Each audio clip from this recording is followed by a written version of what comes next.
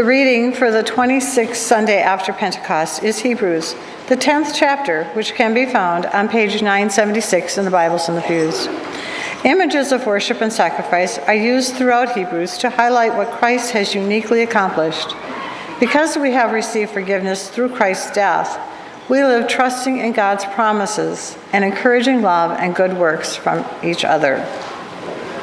Therefore, my friends, since we have confidence to enter the sanctuary by the blood of Jesus, by the new and living way that he opened for us through the curtain, that is, through his flesh, and since we have a great priest over the house of God, let us approach with a true heart in full assurance of faith, with our hearts sprinkled clean from an evil conscience and our bodies washed with pure water. Let us hold fast to the confession of our hope without wavering, for he who has promised is faithful. And let us consider how to provoke one another to love and good deeds, not neglecting to meet together, as is the habit of some, but encouraging one another, and all the more as you see the day approaching. The word of the Lord. Thanks be to God. Our gospel for this morning comes from the gospel according to Mark, the 13th chapter. As Jesus came out of the temple, one of his disciples said to him, "Look, teacher, what large stones and what large buildings." Then Jesus asked him, "Do you see these great buildings? Not one stone will be left here upon another. All will be thrown down." When Jesus was sitting on the Mount of Olives opposite the temple, Peter, James, John, and Andrew asked him privately, "Tell us, when will this be, and what will be the sign that all these things are about to be accomplished?" Then Jesus began to say to them, "Beware that no one leads you astray. Many will come in my name and say, 'I am he,' and they will lead many astray. When you hear of wars and rumors of wars, do not be alarmed. This must take place, but the end is still to come. For nation will rise against nation and kingdom against kingdom. There will be earthquakes in various places. There will be famines. This is but the beginning of the birth pangs." The gospel of the Lord. Thanks be to God. All right. Well, turkey baskets are a good thing. They feed people who are hungry. They spread hope. Hand baskets, on the other hand. Yeah, yesterday I actually Googled, is there a nice way to say going to heck in a hand basket? Turns out there's no good way to say that in church. There just isn't. But that's what we're talking about today. I cleaned it up a little bit for the children among us. But that's what we're talking about. That feeling we get that the world is on the edge of disaster, right? And this is not a new thing, okay? People have been experiencing this practically forever. So if you think about it, there is always something, right? There's always something. Whether it's political divisions or war or natural disasters, there's always something that makes people feel like things are going the wrong way, that the world is in terrible shape and it's only going to get worse. When you were a kid, your parents said stuff like that, right? Okay. It doesn't matter what age you are. It's true for all of us. Sometime during your childhood, something happened that made your parents worry that the world was on the brink of disaster. It's part of the human experience. I will give you some examples. In the 1930s, there was the Great Depression.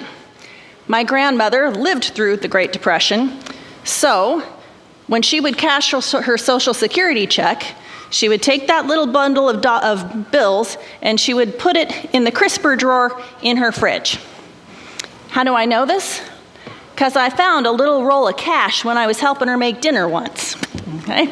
And then I learned about the Great Depression. Okay? In the 1960s, there was the Vietnam War. When I was a teenager, I finally put two and two together and realized that my parents chose to have kids during the Vietnam War. I'm sure they thought that the world was going somewhere in a handbasket, but they decided to move forward in hope. In fact, I've never talked to them about that. Maybe I will today. In 2001, we experienced September 11th. was a new kind of fear for a lot of us. Yet, many of us did what my parents did in the 1960s. We chose to live in hope, and we brought children into the world. I'm sure you can think of a bunch of examples from your own life. This is really easy. Fun party game for Thanksgiving, okay? It's so easy to think of the bad stuff, right? Because I got more. Oh, I got more. There was a horrible drought when I was a kid. We had to ration water. I have really bad stories from that. I grew up during the AIDS epidemic in the 80s when nobody knew what AIDS was or how it spread. We fought the Gulf War while I was in college. A few years ago when the housing bubble burst, I could stand in my driveway and look around, and about half the houses I could see were in foreclosure, okay? Fun game. Do this afternoon. Don't do it on Thanksgiving, okay? Noticing bad stuff is easy, okay? It's easy for our brains to go there. We see the bad stuff, we see the catastrophes, and we think that worldwide disaster must be just around the corner. Peter, James, John, and Andrew thought the same thing. And you know what Jesus said? Don't be alarmed. Don't worry about it. All this stuff is going to happen. Famines, wars, earthquakes. Doesn't mean the end is near. People will tell you it's near, but don't be misled. Okay? I had a fantastic professor at Lutheran Seminary named Craig Kester. He's written a book on the book of Revelation. He taught a class on it, and the two biggest things I learned were, number one, stuff like Revelation, stuff about the end times, like this part of our gospel today, these were written to give people hope during persecution. It was never intended to scare people. Okay? Number two, there is no timeline for the end times. So stop trying to make one. Okay? Craig Kester showed us that Revelation has earthquake after earthquake and disaster after disaster, and they're spread out in this spiral. So they're spread out in this way that if you try to figure out where you might be on this timeline of the end times, it is literally impossible. And it's impossible because it's not meant for that. Like our gospel reading, it's meant to give hope.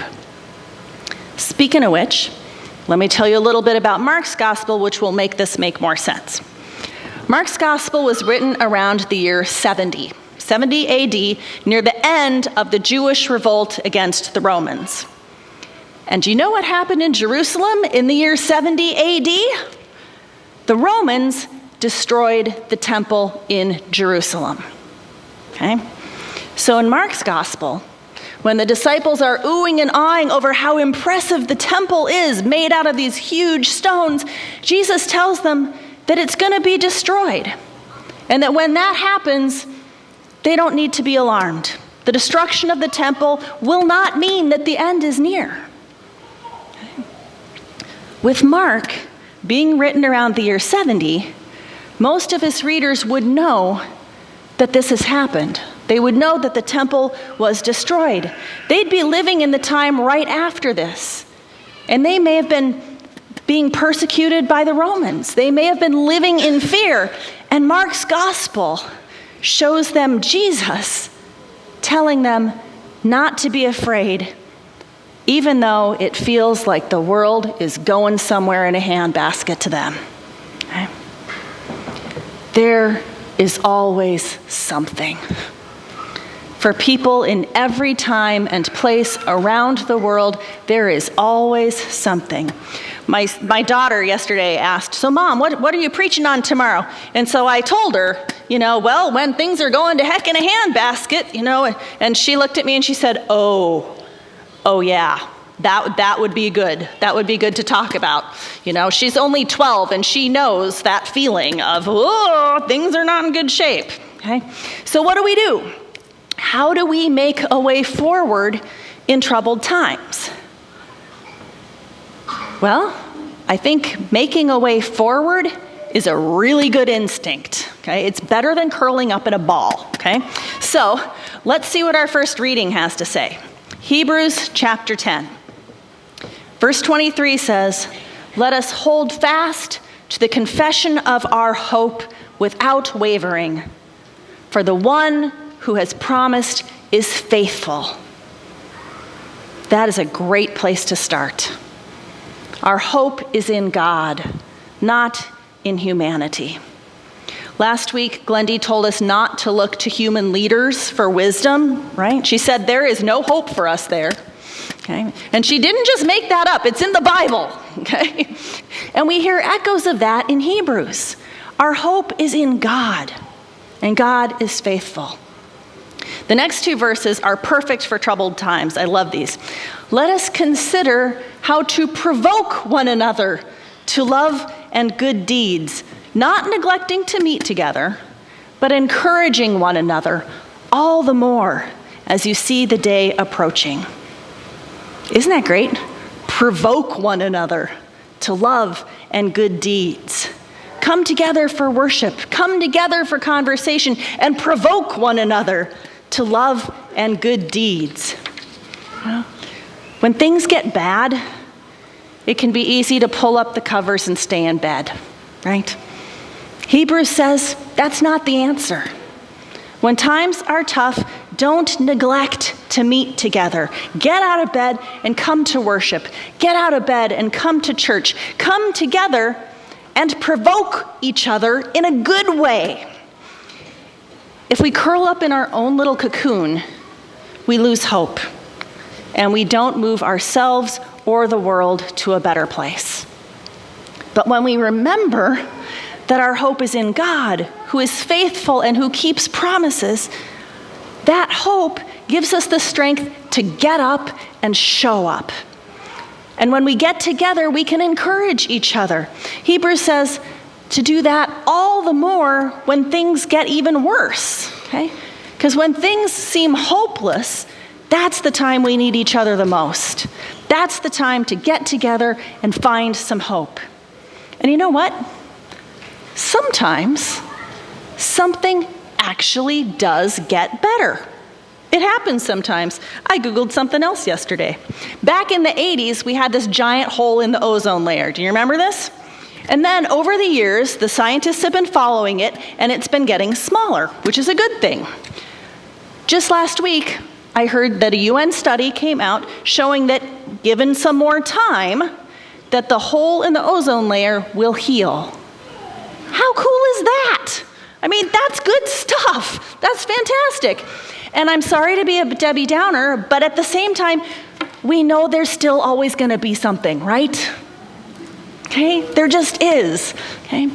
But whenever something gets you down, whenever it feels like the world is going somewhere in a handbasket, remember what Jesus said. Don't be alarmed. Let your hope in God pick you up and get you to church, where we can all provoke one another to love and good deeds, where we can encourage each other, where we can look at the world's problems and come up with ways to reach out with a voice of hope to each other, to our neighbors, and to the world. Yes, there's always something, but we are Jesus people, so we choose to move forward in hope. Amen.